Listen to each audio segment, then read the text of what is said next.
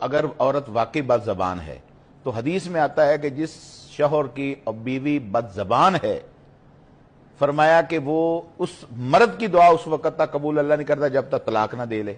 Rally? ہاں، اور حدیث بد ہے۔ زبان میں کس کس طریقے کی گفتگو؟ بد زبان میں جائز بات کرنا، جائز جواب دینا تو بالکل ہے۔